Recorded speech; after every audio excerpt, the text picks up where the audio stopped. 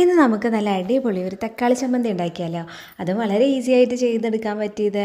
അപ്പോൾ ആദ്യം തന്നെ നമുക്ക് പാനിലേക്ക് കുറച്ച് വെളിച്ചെണ്ണ ഒഴിച്ച് കൊടുക്കാം കേട്ടോ. അതിനുശേഷം നമുക്ക് കുറച്ച് കടുക് ഇട്ട് പൊട്ടിക്കാം.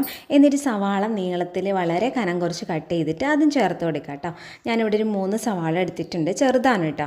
അതിലേക്ക് ആവശ്യത്തിന് ഉപ്പും കറിവേപ്പിലയും ചേർത്ത് കൊടുത്ത് നന്നായിട്ട് വഴറ്റിയെടുക്കണം. നന്നായിട്ട് വഴന്നതിന് ശേഷം നമുക്കതിലേക്ക് മഞ്ഞൾപ്പൊടി, മുളക് പൊടി ചേർത്ത് കൊടുക്കാം. ഒന്ന് മിക്സ് ചെയ്ത് കൊടുക്കാം. അതിനുശേഷം നമുക്ക് തക്കാളി കട്ട് ചെയ്ത് വെച്ചേക്കണം ചേർത്ത് കൊടുക്കുക കേട്ടോ. ഞാൻ ഇവിടെ തക്കാളി നീളത്തിലാണ് കേട്ടോ കട്ട് ചെയ്ത് വെച്ചേക്കണം. അങ്ങനെ ആകുമ്പോൾ പെട്ടെന്ന് നമുക്കിത് മാഷായിട്ട് കിട്ടും. ഇനി ഇത് ഈ തക്കാളിക്ക് ആവശ്യമായിട്ടുള്ള ഉപ്പും കൂടെയും ചേർത്ത് കൊടുത്ത് നന്നായിട്ട് മിക്സ് ചെയ്യാം. ഒന്ന് മൂടി വെച്ച് കൊടുക്കുക കേട്ടോ. അപ്പോൾ പെട്ടെന്ന് തന്നെ തക്കാളി നമുക്ക് വഴന്ന് കിട്ടുന്നതാണ്. അപ്പോൾ ഇത് പെട്ടെന്ന് തയ്യാറാക്കാൻ പറ്റിയതാണ് കേട്ടോ. ഇനി ഇത് നന്നായിട്ട് സോഫ്റ്റായി കഴിയുമ്പോൾ നമുക്ക് ഫ്ലെയിം ഓഫ് ചെയ്യാം. അതിൽ വെളിച്ചെണ്ണയൊക്കെ തെളിഞ്ഞ് വരും, വെള്ളത്തിൻ്റെ അംശമൊക്കെ വറ്റും. അതുപോലെ തന്നെ തക്കാളി നന്നായിട്ട് ഉടച്ചു കൊടുക്കുക കേട്ടോ.